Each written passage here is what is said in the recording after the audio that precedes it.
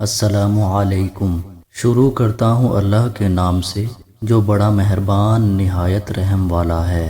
حضرت حذیفہ رضی اللہ عنہ فرماتے ہیں کہ میں نے نبی کریم صلی اللہ علیہ وسلم کو یہ ارشاد فرماتے ہوئے سنا، تم سے پہلے کسی امت میں ایک آدمی تھا، جب موت کا فرشتہ اس کی روح قبض کرنے آیا اور روح قبض کرنے کے بعد وہ اس دنیا سے دوسرے عالم کی طرف منتقل ہو گیا تو اس سے پوچھا گیا کہ تو نے دنیا میں کوئی نیک عمل کیا تھا؟ اس نے عرض کیا میرے علم میں میرا کوئی ایسا عمل نہیں ہے۔ اس سے کہا گیا کہ اپنی زندگی پر نظر ڈال اور غور کر۔ اس نے پھر عرض کیا میرے علم میں میرا کوئی ایسا عمل نہیں ہے سوائے اس کے کہ میں دنیا میں لوگوں کے ساتھ خرید و فروخت اور لین دین کا معاملہ کیا کرتا تھا، جس میں میں دولت مند کو مہلت دیتا تھا اور تنگ دستوں کو معاف کر دیتا تھا، تو اللہ تعالیٰ نے اس شخص کو جنت میں داخل فرما دیا۔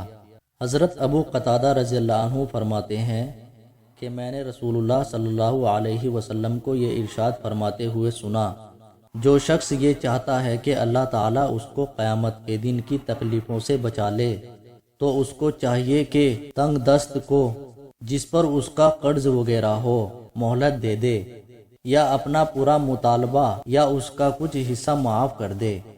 حضرت انس رضی اللہ عنہ فرماتے ہیں کہ میں نے مدینہ میں 10 سال نبی کریم صلی اللہ علیہ وسلم کی خدمت کی۔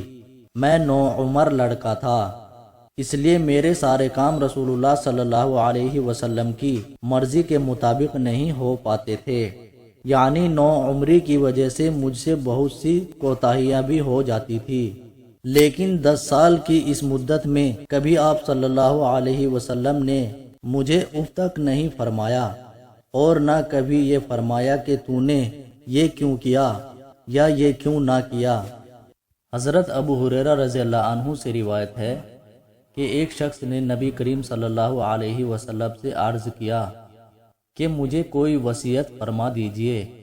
آپ صلی اللہ علیہ وسلم نے ارشاد فرمایا غصہ نہ کیا کرو۔ اس شخص نے اپنی وہی درخواست کئی بار دہرائی۔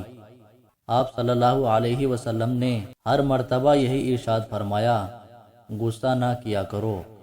حضرت ابو ہریرہ رضی اللہ عنہ سے روایت ہے کہ رسول اللہ صلی اللہ علیہ وسلم نے ارشاد فرمایا طاقتور وہ نہیں ہے جو اپنے مقابل کو پچھاڑ دے، بلکہ طاقتور وہ ہے جو غصے کی حالت میں اپنے آپ پر قابو پا لے۔